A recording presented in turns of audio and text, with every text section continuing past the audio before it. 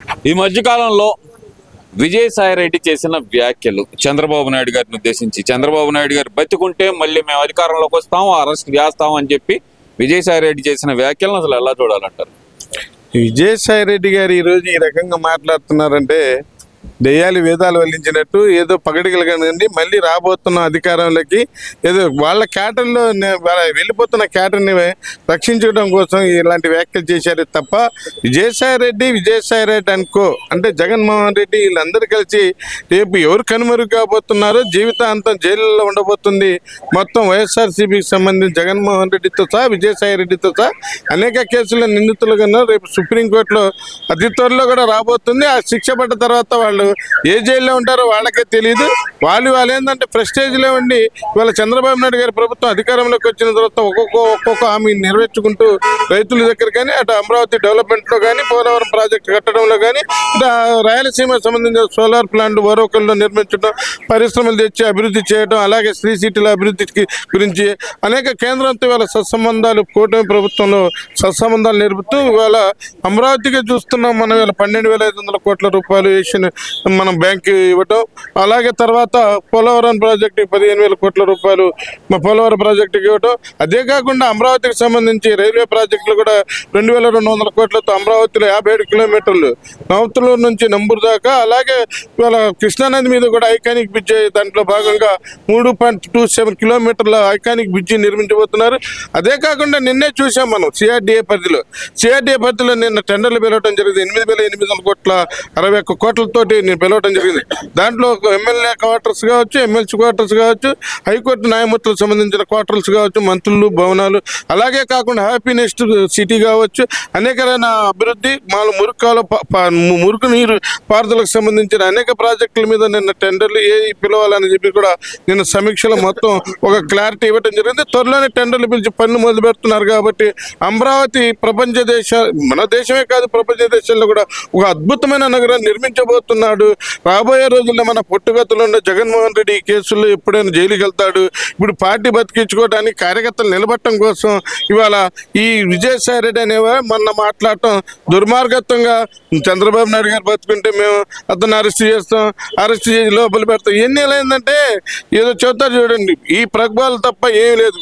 ఇవాళ చూస్తున్నాం, ఎక్కడ చూసినా ఇవాళ అతని అల్లుడికి సంబంధించి అరబిందో సంబంధించిన శరత్చంద్ర రెడ్డి కావచ్చు, వాళ్ళకి ఇవాళ 48,000 కోట్ల రూపాయల యొక్క ఆస్తి పేదల బియ్యాన్ని బొక్కి ఇవాళ ఏ విధంగా ఇవాళ 108, 104 కూడా ఇవాళ చేతులు ఎత్తించిన వైనాన్ని పేద ప్రజలకు వైద్యం సకాలం అందించే ఈ 104, 108 కూడా ఏ విధంగా తన యొక్క అంబులెన్స్లకి గతంలో ఉన్న 1,70,000 ఇవాళ 3,20,000 పెంచుకుని ఏ విధంగా దోపిడీకి బ్రాండ్ అంబాసిడర్గా నిలిచింది సాయి అండ్ కో ఇవాళ జగన్మోహన్ రెడ్డి. ఇదంతా ఏం లేదు, మా మీద కావాలని బురద జల్లుతున్నారు. అసలు నాకు లుకౌట్ నోటీస్ ఇవ్వటమైంది. నా మీద ఆల్రెడీ 22 కేసులు ఉన్నాయి. నేను యాడికి పోవాలన్నా సరే సిబిఐ అనుమతి తీసుకోవాలంటూ ఒక పక్కన విజయసాయిరెడ్డి చెబుతున్నారు, ఒక పక్కన 22 కేసులు ఉండి ఆయనే చెబుతూ నాకు పరువు నష్టం కలిగింది కాబట్టి సిఐడి మీద అలాగే చంద్రబాబు మీద నేను కేసేస్తాను, పరువు నష్టం కేసేస్తాను అంటున్నాడు కదా.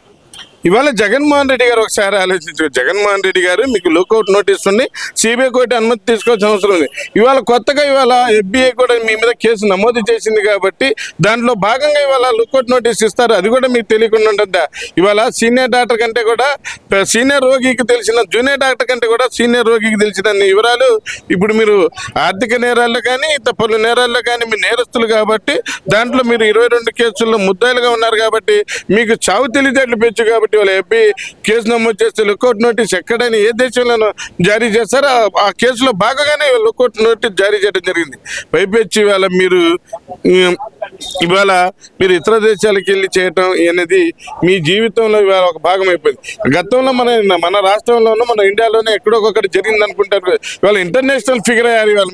ఇవాళ అవినీతిలో కానీ నేరగాళ్ల జాబితాలో మీరు ఇంటర్నేషనల్ అంతర్జాతీయ నేరగాళ్ల మీరు ఒక నెంబర్ అయినందుకు ఇవాళ జనం మొత్తం ఇవాళ ఈ జగన్మోహన్ రెడ్డినా మనం 5 ఏళ్ళు అధికారం ఇచ్చి ఇతని పరిపాలన మనం ఇవాళ పరిపాలన కొనసాగించే విధంగా మనం చేసింది అని చెప్పి ప్రజలు కూడా బాధపడుతున్నారు. ఈరోజు ప్రజల కోసం, ప్రజల సమస్యల మీద పోరాటానికి నేను జనవరి 3వ వారం నుంచి వచ్చి వైసీపీ కార్యకర్తలను సమాయత్తం చేయబోతున్నాను అంటున్నారు కదా. మరి దాన్ని ఎలా చూడాలంటారు ఈ జగన్మోహన్ రెడ్డి జిల్లాల పర్యటన? జగన్మోహన్ రెడ్డి రేపు 13వ తారీఖు నుంచి నేను జిల్లాలో పర్యటన చేస్తా, కలెక్టరేట్ల ముందు ధర్నాలు చేస్తాను. టీడీపీ కూటమి ప్రభుత్వం అధికారంలోకి వచ్చిన తర్వాత విఫలమైందని, ఇచ్చిన హామీలు నెరవేర్చలేదని, విద్యార్థుల ఫీజులు ఎగ్గొట్టారని. నేను ఇవాళ ఒకటే అడుగుతాను జగన్మోహన్ రెడ్డి గారు, మీరు దిగిపోయేటప్పటికి విద్యార్థులకు ఎంత ఇవ్వాలి? మీరు 3,300 కోట్ల రూపాయలు పెట్టింది మీరు కాదా?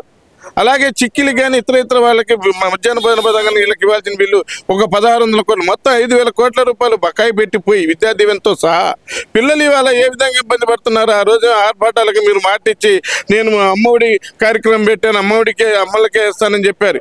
ఇవాళ కాలేజీలో అనేక మంది, కనీసం 3 లక్షల మంది పిల్లలకి ఇవాళ సర్టిఫికేట్లు ఇవ్వకుండా కాలేజీ యాజమాన్యం మీకు డబ్బులు కడితేనే ఇస్తానని చెప్పారు. మీరు అటు అకౌంట్లో డబ్బు లేకుండా ఇటు వీళ్ళ పిల్లలు ఇవాళ చదువు అనుకోవడానికి కారణం మీరు కాదా జగన్మోహన్ రెడ్డి? ఇవాళ జగన్మోహన్ రెడ్డి నీతులు వెళ్తారు ఏమైనా వస్తారు ఇవాళ మీరు ప్రజల్లోకి? అయ్యా నేను అధికారంలో ఉన్నప్పుడు గురువుల చేత నేను మందు షాపుల దగ్గర వాళ్ళని కాపలా పెట్టాను. ఇవాళ అలాంటి వారిని ఇవాళ చంద్రబాబు నాయుడు గారు ఇవాళ పక్కన కూర్చోబెట్టి గురువుల్ని ఇవాళ ఆదరిస్తున్నాడు కాబట్టి అలా ఆదరించకూడదని చెప్పడానికి వస్తున్నారా ప్రజలకి మీరు?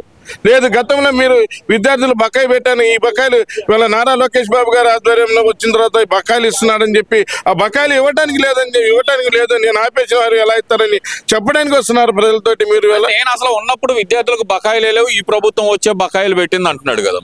ఇవాళ రమ్మనండి, మీరు మీ సభ్యులు మొత్తం రండి, కూర్చోండి. ఎప్పుడు ఇంత బకాయి ఉంది, ఏ పిల్లవాడికి ఎంత వేసారైంది మొత్తం మీద క్యాలిక్యులేషన్ ఉంది, చూసుకోండి. మేము వచ్చి 6 నెలలు 3,300 కోట్ల రూపాయలు ఎలా బకాయి పెడతామండి? ఒక్కసారి మాట్లాడాడు, ప్రజలు నమ్మటానికి ఇవాళ పిచ్చోడు కాదు ప్రజలు. అందుకోసం నీ 11 స్థానాలు ఇచ్చి నువ్వు చెప్పే అబద్ధాలు గతంలో నమ్మాం. వాళ్ళకి ఆ రోజు 21 సీట్లు ఇచ్చాం. ఇవాళ నీ మాటలు నమ్మటానికి మేము సిద్ధంగా లేవు. అందుకు కాబట్టి ఇవాళ నీకు 11 సీట్లు ఇచ్చి ప్రతిపక్ష నాయకుడు హోదా కూడా లేకుండా చేశాం మీకు అని చెప్పి ప్రజలు ఇవాళ వస్తే నువ్వు ఏం చేశావు అని చెప్పి నిలదీయడానికి ఈరోజు ప్రజలు సిద్ధంగా ఉన్నారు. లేదు, ప్రజలు ఇప్పటికీ నన్నే ముఖ్యమంత్రి అని అనుకుంటున్నారు, ఎక్కడికి వెళ్ళినా సీఎం అని పిలుస్తున్నారు అని అంటున్నాడు కదా. ఎందుకంటే నారా చంద్రబాబు నాయుడు గారు వచ్చిన తర్వాత 24 గంటల ప్రజల్లో ఉన్నారు, ప్రజలతో మాట్లాడుతూ ప్రజలతో మమ్మకమై అందరితో మాట్లాడుతున్నారు. ఎవరు కనబడ్డా దారిలో పోయేటప్పుడు కూడా బండి ఆపి ప్రతి ఒక్కరిని పలకరించే స్వభావం ఉన్న వ్యక్తి నారా చంద్రబాబు నాయుడు. కాబట్టి మీరు చూసాం గతంలో మీరు ముఖ్యమంత్రి అనుకోవడానికి ఏమంటే పడతాల ముఖ్యమంత్రికి ఈరోజు ప్రజల్లో ఉన్న ముఖ్యమంత్రి తేడా గురించి మాట్లాడుకుంటుంటే ఆయన ఏదో నా గురించి మాట్లాడుకుంటున్నాడు అని చెప్పి పడుతున్నాను అనుకుంటా జగన్మోహన్ రెడ్డి గారు.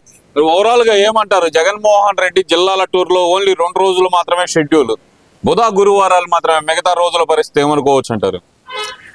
ఇవాళ ఏంటంటే అతని యొక్క పార్టీ ఉనికిని కాపాడుకోవటానికి నేను జైలుకి వెళ్ళిన తర్వాత ఈ పార్టీ ఉండబోదు కాబట్టి ముందుగానే ఒక ప్రిపేర్ ఏదో ఉనికి కోసం ఈరోజు తాపత్రపడుతున్నాడు. ప్రజల్లో నేను చేసిన నేరాలు ఘోరాలు కావచ్చు, మన పార్టీకి సంబంధించిన ఇవన్నీ ప్రజల్లో చర్చ జరుగుతుంది. కానీ ఆ డైవర్ట్ పాలిటిక్స్ నడపాలని చూస్తున్నాడు. గతంలో జరిపిన పాలిటిక్స్ డైవర్ట్ పాలిటిక్స్ సక్సెస్ అయ్యాలి. కానీ ఇప్పుడు ప్రజలంతా ఇవాళ చైతన్యంతో కూడిన చైతన్యం వచ్చింది కాబట్టి మీకు రాబోయే రోజులు సరైన బుద్ధి చెబుతారని చెప్పి తెలియజేస్తున్నా.